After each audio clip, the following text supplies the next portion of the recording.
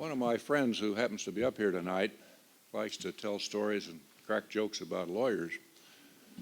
I thought about telling you who it is, but I won't because bankers prefer to be anonymous.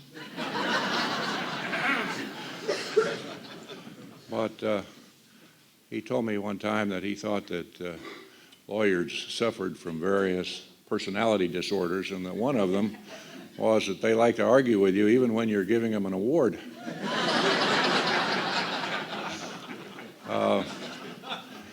I'm not going to argue with General Borling much. He's right about a couple of things. One is that no civic good deeds or accomplishments ever are the work of any one person, or two people for that matter. He mentioned Lester Crown on the airport. That's an obvious one.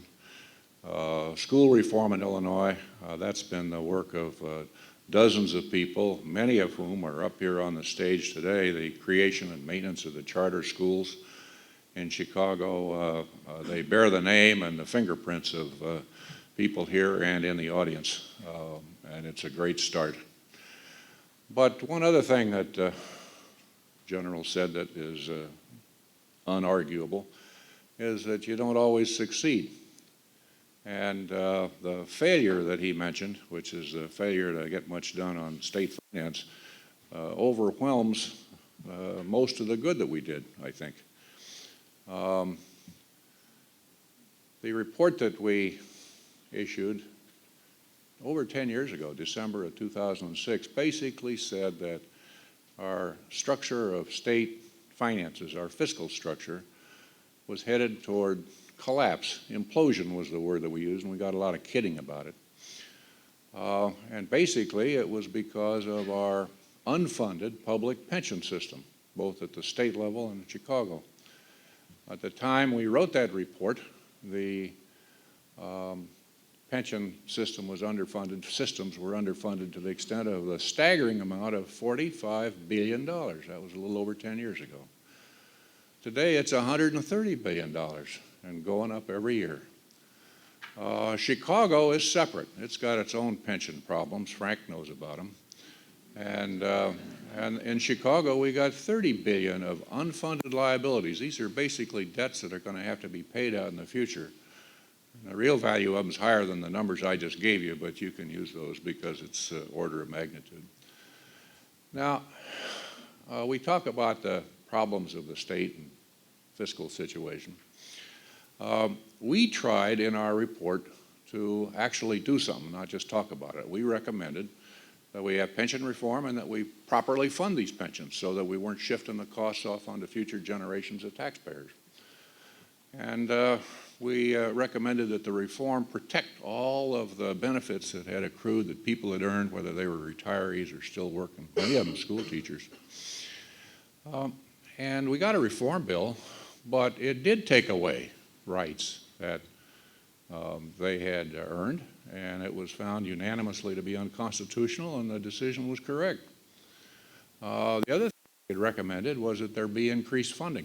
We didn't get it, so that's why we've gone from 20 years ago when we had $15 billion underfunded, 10 years ago $45 billion underfunded, now it's $130 and headed toward the sky. And those costs are going to have to be borne. Now, why do we do this? Why do we have this situation? It's hard to shrink everything to a thimble, but if I had to pick one explanation for it, it is that it's a lot more fun to give away benefits than it is to pay for them. And so that's not a new thought, but it's certainly illustrated by what we've got here. So we grant the benefits. We're going to have to pay them in the future. We don't recognize them, we don't fund them, and then we leave it to somebody else to worry about. And there's a lot of worry here because nobody knows who's responsible for these things if the pension funds collapse. Nobody knows how the taxes are going to be raised or which taxes or how they're going to impact. It's a mess, and it's going to take a lot of sorting out. So why do I raise gloomy subjects like this on a celebratory evening, you might ask? I got one excuse, I think. This is the land Illinois, it's the land of Lincoln, and we're here to sort of celebrate Lincoln tonight, certainly to remember him. Lincoln had lots of sayings that you've heard some of them quoted tonight, but one of his favorites, which he got from his father, was this: when you make a bad bargain, hug it all the tighter. I've thought about that a lot. And Illinois made a bad bunch of bargains when it came to setting up these pension plans and not funding them. But we made the bargain, and we better hug them all the tighter. And that's true of Illinois, and it's true of Chicago. And we got to face up to it, because the longer we put it off, the more painful and bitter the medicine is going to be. Now, I'll leave you with this thought.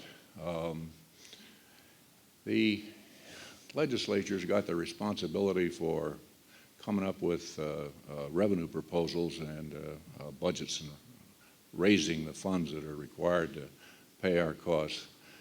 I think there are people in the legislature, some of whom I think are in the room, who desperately want to do that, to carry out that duty. And I know we've got a governor who's ready to do his duty as he sees it. And with goodwill, maybe we can do what Lincoln talked about, the last great speech he ever gave, when he talked about ending the battle and healing the wounds and doing it without malice and reestablishing friendly relationships. It was good advice for the country back then, and it's good advice for Illinois now. Thank you.